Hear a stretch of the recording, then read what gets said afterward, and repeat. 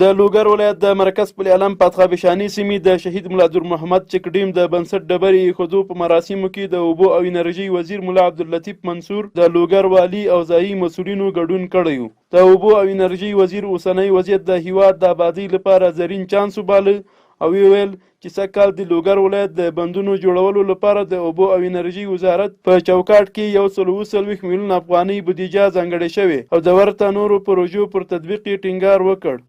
په هغه کې تقریبا 60 میلیونه افغانۍ چې دي هغه د دغو چکډیمو دپاره چې یو څه چاره پې کېدلی شي د دې دپاره تخصیص ورکړل شوی ده او 160 میلیونه افغانۍ هغه د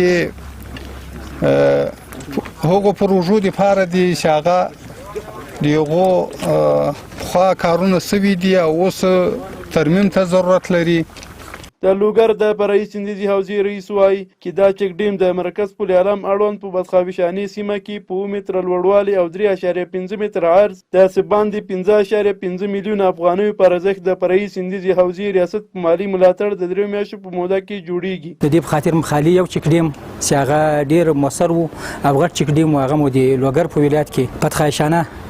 د شهید ملا نور محمد چک ډیم هلته افتتاح کړ. د دیجا تقریبا د 5 میلیونه اشاریه څو دا کوم چک ډیم چې د نن موږ تاسو افتتاح کړ دا هغه پوخ چک ډیم ده او نن سره راغلی دغه دشت ته دغلته یو چک ډیم د چې د دې قیمت 15 میلیونه افغانۍ ده. د دې سره په څنګ کې موږ اوس بیا سبا ته یا بل ورځ ته 3 چک ډیمونه نور چې دام ذخیروي د ابم ذخیروي وي په برکیو خروارو